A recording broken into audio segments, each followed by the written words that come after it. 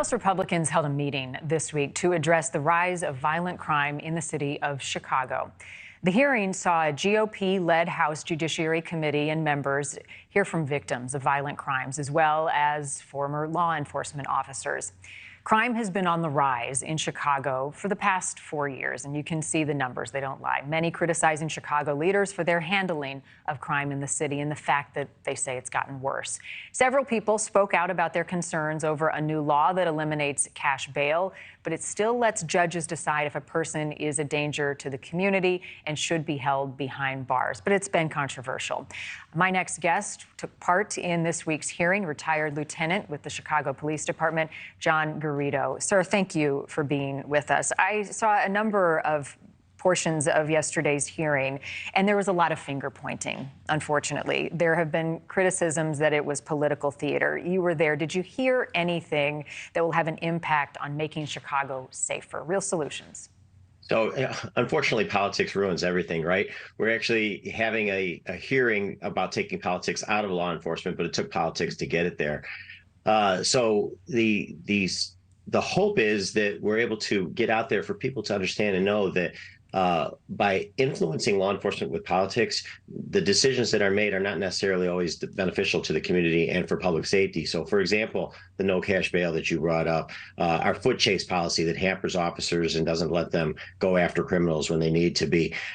You've got inexperienced leaders that are promoted within the department that are based on strictly race and gender.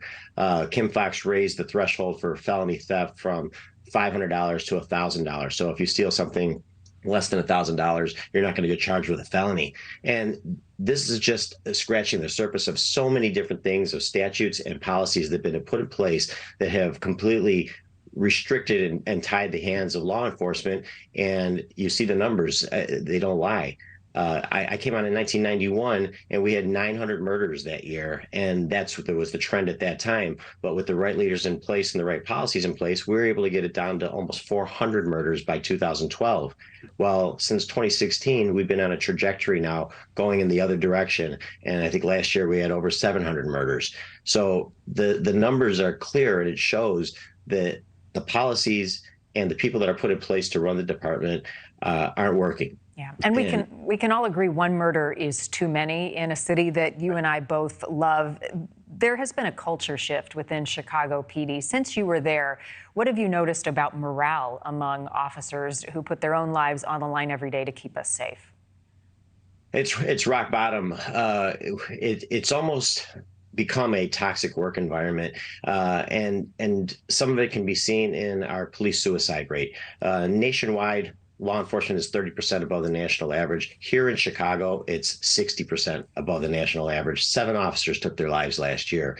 Why? I don't know. I can't draw a direct connection of what's causing it. Why does Chicago have such a higher suicide rate than everywhere else? I don't know. But the fact remains, we do. It's officers are exhausted.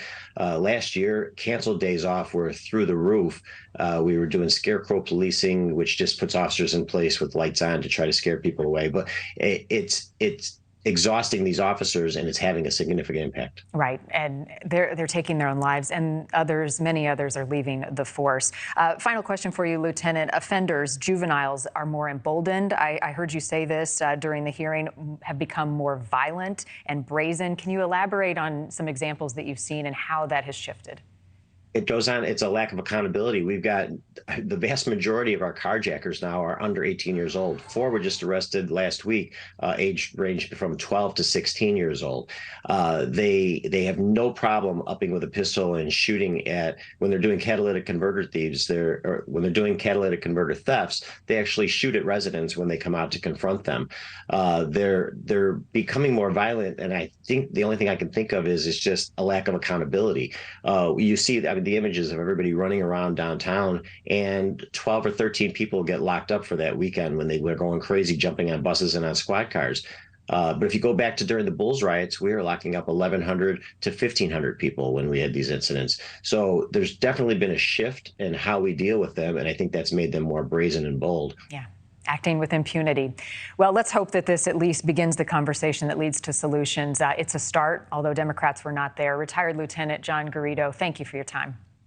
Thank you. Thank you for watching. Go to newsnationnow.com to find NewsNation on your television provider. And don't forget to click the red subscribe button below to get more of NewsNation's fact-driven, unbiased coverage.